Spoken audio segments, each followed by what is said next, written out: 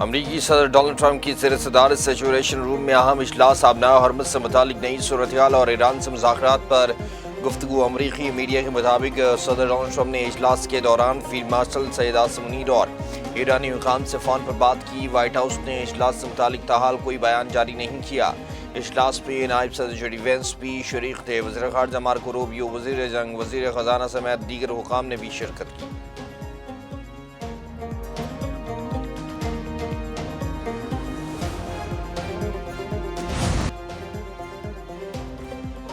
امریکہ کی بحری ناکہ بندی کا جواب۔ امریکہ نے ایران نے آبنائے حرمز پھر بند کر دی ہے۔ خلیج فارس سے تجارتی بحری جہازوں کی آمد و رفت میں دوبارہ تعطل۔ ترجمان ایرانی افواج نے کہا کہ امریکہ نے بحری ناکہ بندی جاری رکھ کر وعدہ خلافی کی۔ آبنائے حرمز پر آمد و رفت کا نظام سخت فوجی کنٹرول میں واپس آ گیا۔ امریکہ ایران بندرگاہوں کی ناکہ بندی کے نام پر بحری قزاقی جاری رکھے ہوئے ہے۔ دوسری جانب پاسداران انقلاب نے آبنائے حرمز میں بھارت کے 2 آئل ٹینکر کو نشانہ بنایا۔ برطانوی میری ٹائم ٹریڈ آپریشن آرگنائزیشن کے مطابق واقعہ عمان سے 32 کلومیٹر دور پیش آیا۔ رائٹرز نے بتایا کہ ایرانی بحریہ سے پیغام موصول ہونے پر کئی جہازوں نے رخ تبدیل کیا ہے۔ ادھر امریکی سینٹرل کمانڈ کا ایرانی بندرگاہوں کی بحری ناکہ بندی جاری رکھنے کا اعلان کہا۔ اب تک 23 جہازوں کو واپس بھیجا جا چکا۔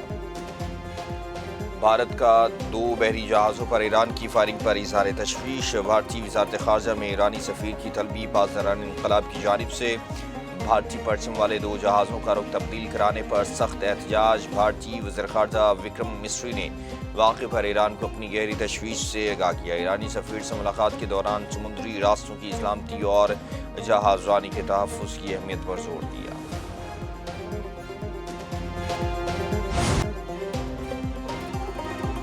ایران آبنائے حرمز دوبارہ بند کرنا چاہتا ہے، لیکن وہ امریکہ کو بلیک میل نہیں کر سکتا۔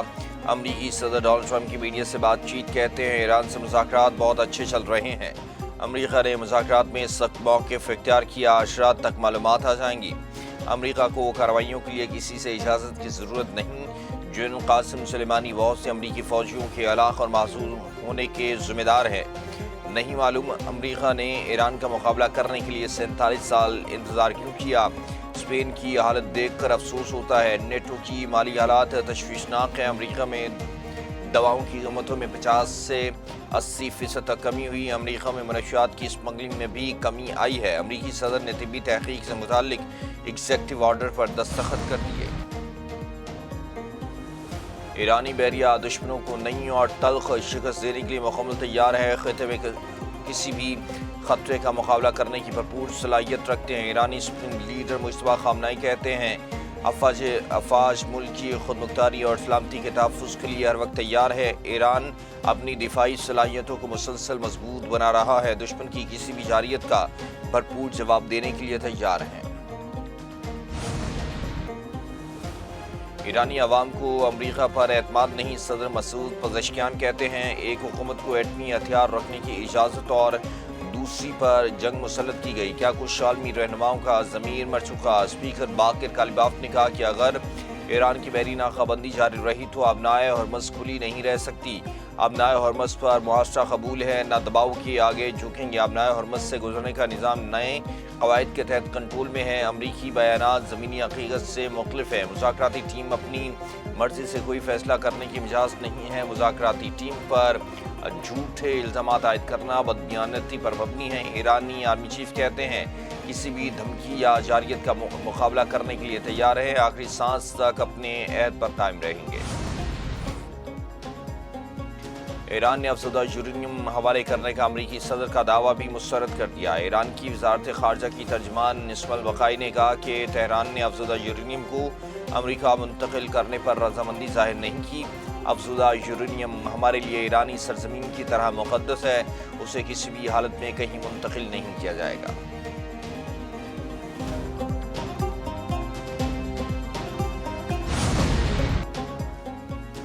ایران نے پاکستان کی ثالثی کے بعد نئی امریکی تجاویز پر غور شروع کر دیا۔ ایرانی نیشنل سیکیورٹی کونسل نے کہا کہ فیلڈ مارشل سید عاصم منیر امریکہ اور ایران کے درمیان ثالث کے طور پر کردار ادا کر رہے ہیں۔ جنگ کے مکمل خاتمے تک آبنائے حرمز کی نگرانی اور کنٹرول کو جاری رکھا جائے گا۔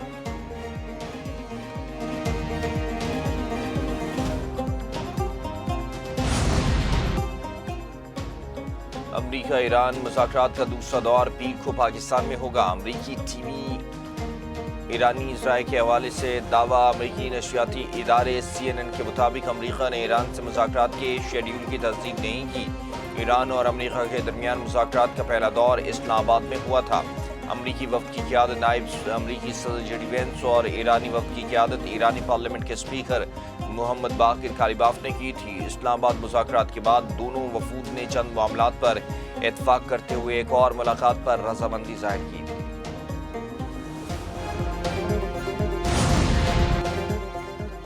وزیراعظم شہباز شریف سعودی عرب، قطر اور ترکی کے کامیاب دوروں کے بعد لاہور پہنچ گئے۔ ایئرپورٹ پر وفاقی وزیر داخلہ محسن نقوی، سینئر صوبائی وزیر مریم اورنگزیب اور علی ڈاڈ نے استقبال کیا۔ وزیراعظم سے وزیر داخلہ محسن نقوی کی ملاقات۔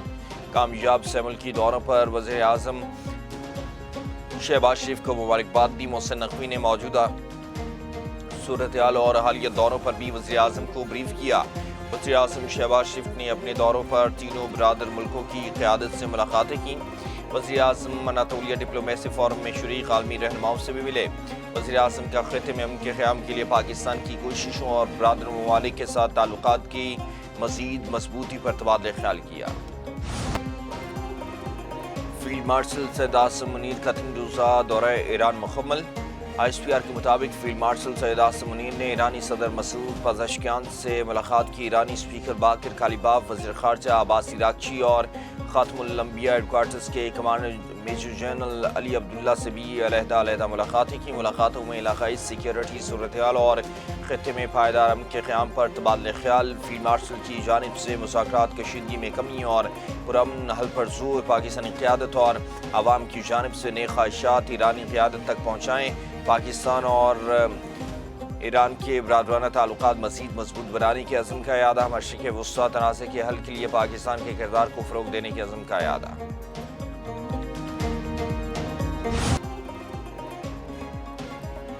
امریکہ ایران مذاکرات میں صرف چند نقاط پر اتفاق ہونا باقی ہے۔ ہم پہلے دن سے ایران امریکہ تنازع کو حل کرنے کے لیے سفارتی کوششیں کر رہے ہیں۔ نائب وزیر اعظم اسحاق ڈار کا اناطولیہ ڈپلومیسی فورم میں مباحثے میں اظہار خیال کا۔ ایران امریکہ تنازع سے خطے کی معیشت اور تجارت متاثر ہوئی۔ خطے کے ممالک کے درمیان تجارت کا باقاعدہ کوئی نظام موجود نہیں۔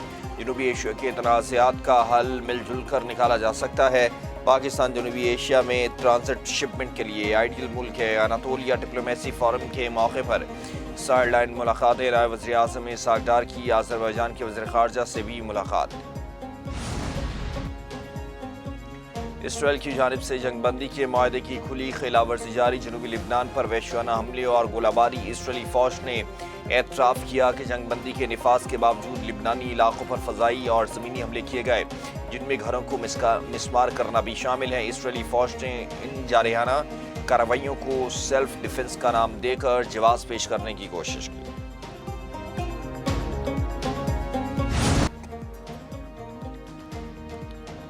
پنجاب کی تاریخ میں پہلی مرتبہ 1217 مراکز صحت کی ری ویمپنگ مکمل۔